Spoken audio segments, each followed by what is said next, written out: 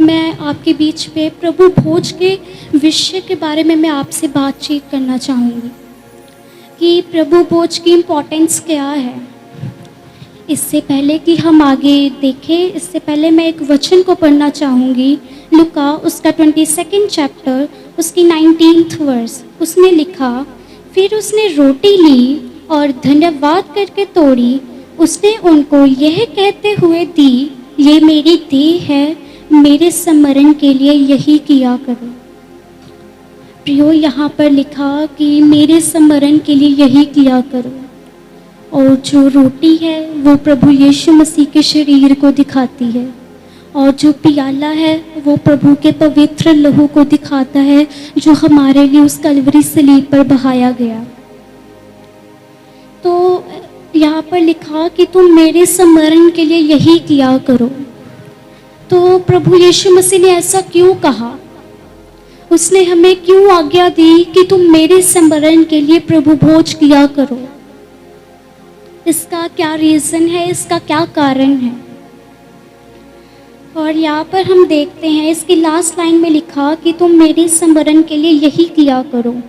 तो ऐसा प्रभु यीशु मसीह ने क्यों कहा कि तुम मेरे स्मरण के लिए ये किया करो? क्योंकि प्रभु यीशु मसीह जानते हैं कि हम अक्सर उसकी भलाइयों को भूल जाते हैं। हम अक्सर उसके जो हमारे जीवन में भलाइयों को दिया है, छुटकारे को दिया है, चंगाई को दिया है, हम अक्सर उसकी भलाइयों को, जो उसने हमारे मसले हल किए हैं, हम अक्सर भूल जाते हैं। इसीलिए प्रभु यीशु मसीह ने कहा कि तुम मेरे स्मरण के लिए प्रभु भोज किया करो। प्रियो, हम पुराना नियम में भी बाइबल में देखते हैं कि कैसे प्रभु यीशु मसीह ने, कैसे परमेश्वर ने इज़राइली लोगों की सहायता की, उनके जीवन में अद्भुत कामों को किया।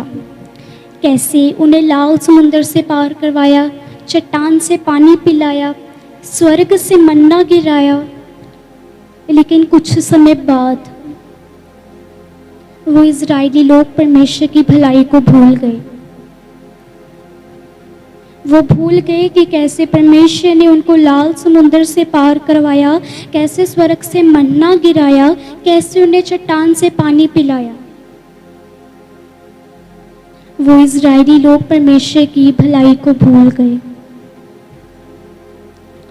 हम नया नियम में भी देखते हैं कि कैसे परमेश्वर ने 10 कोढ़ियों को चंगा किया, लेकिन धन्यवाद करने के लिए केवल और केवल एक ही वापस आया, और जो बाकी के 9 थे वो परमेश्वर की भलाई को भूल गए। वो 10 के 10 भी तो वापस आ सकते थे परमेश्वर का धन्यवाद करने के लिए, लेकिन केवल एक ही क्यों आया? केवल एक ही ने परमेश्वर का धन्यवाद क्यों किया? बाकी के जो 9 थे वो कहाँ थे? वो परमेश्वर की भलाई को भूल गए थे। वो भूल गए थे कि कैसे परमेश्वर ने उन्हें चंगाई किया। वो उसके उपकारों को भूल गए, उसकी चंगाई जो उन्होंने उनके जीवन में दी उसको भूल गए। प्रियो, प्रभु यीशु मसीह ऐसा नहीं चाहते कि हम उसके बलिदान को भूलें। इसीलिए प्रभु यीशु मसीह ने इस बात के ऊपर जोर दिया कि हम उसके स्मरण के लिए प्रभु भोज किया करें। परमेश्वर जानते हैं कि हम जो मनुष्य हैं अक्सर उसकी भलाइयों को भूल जाते हैं। जो चंगाइयाँ उसने हमारे जीवन में दी, हम अक्सर उन्हें भूल जाते हैं। लेकिन प्रभु यीशु मसीह ऐसा नहीं चाहते।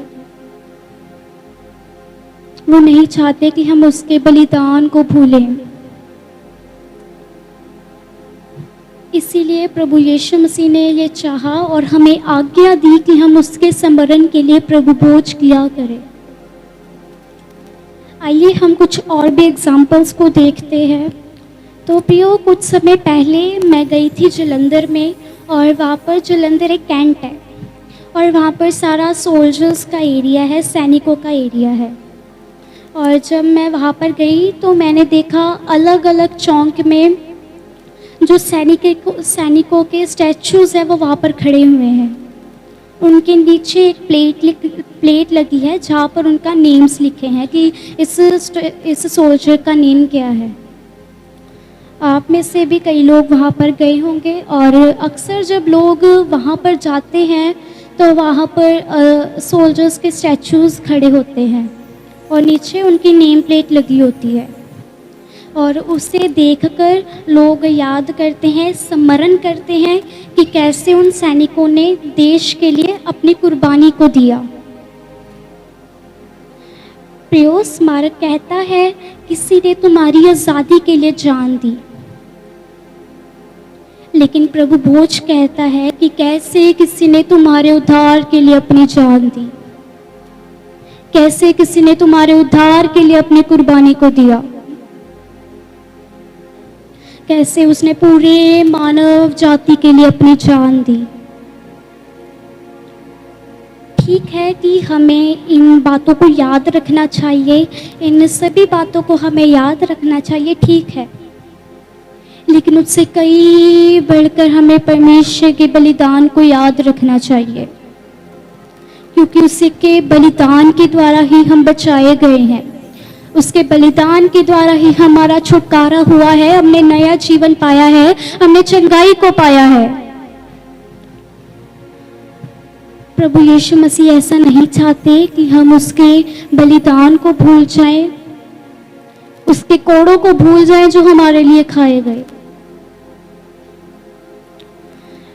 हमें जैसे हम उन सैनिकों के स्टैचूज वगैरह को याद रखते हैं, उससे कहीं बढ़कर हमें परमेश्वर के हमें प्रभु यीशु मसीह के बलिदान को याद रखना चाहिए।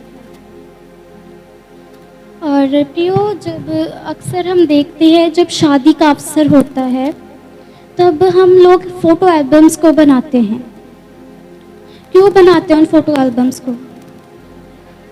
जी, ताकि जो हम आगे जो इकट्ठे बैठकर जब हम उस फ़ोटो एल्बम को देखते हैं तब हमें वो पल याद आते हैं, तब हमें वो समय, वो टाइम हम स्मरण करते हैं, वो पल हमें याद आते हैं। फ़ोटो एल्बम को इसीलिए ही बनाया गया ताकि हम बाद में बैठकर उस पलों को याद रख सकें। ठीक है प्रियो कि हम ऐसी बातों को याद रखते हैं, हम क्रिसमस को याद रखते हैं, किसी का बर्थडे हो तब हम याद रखते हैं, कोई स्पेशल ओकेजन हो, एनिवर्सरी हो तब हम याद रखते हैं, लेकिन इससे कई बढ़कर हमें प्रभु यीशु मसीह के बलिदान को याद रखना चाहिए कि कैसे उस प्रभु यीशु मसीह ने हमारे लिए कोड़े खाए, कैसे वो हमारे लिए मारा गया, कैसे उसने हमारे लिए वो बलिदान दिया। इसीलिए प्रभु यीशु मसीह ने इस बात के ऊपर जोर दिया कि तुम मेरे स्मरण के लिए यही किया करो, प्रभु भोज किया करो। प्रभु यीशु मसीह ऐसा नहीं चाहते, प्रभु यीशु मसीह ऐसा नहीं चाहते कि हम उसके बलिदान को भूल जाएं, कि कैसे उसने हमारे लिए कोड़े खाए, वो कांटों का ताज उसके सिर पर पहनाया गया, कैसे उसकी पीठ के ऊपर 39 कोड़े खाए उसने हमारे लिए, वो कलवरी सलीब के ऊपर उसने अपना पाक पवित्र लहू बहाया हमें बचाने के लिए, हमें छुटकारा देने के लिए, हमारे लिए उसने अपनी कुर्बानी को दिया। इसीलिए प्रभु यीशु मसीह ने इस बात के ऊपर जोर दिया कि तुम मेरे स्मरण के लिए प्रभु भोज किया करो। प्रियो, ठीक है कि हम इन सभी बातों को, जो बर्थडेज वगैरह होते हैं, कोई स्पेशल ओकेजन्स होते हैं, हम उनको याद रखते हैं, लेकिन उससे कहीं बढ़कर हमें परमेश्वर के बलिदान को याद रखना चाहिए, क्योंकि कैसे आप बाइबल में देखते हैं कैसे परमेश्वर ने हमारे लिए अपनी पीठ पर कोड़े खाए, कैसे उसके सिर के ऊपर कांटों का ताज पहनाया गया, कैसे उसका अपमान किया गया, उसको सूली पर चढ़ाया गया, उसके हाथों पर छेदा गया, उसके पैरों पर छेदा गया।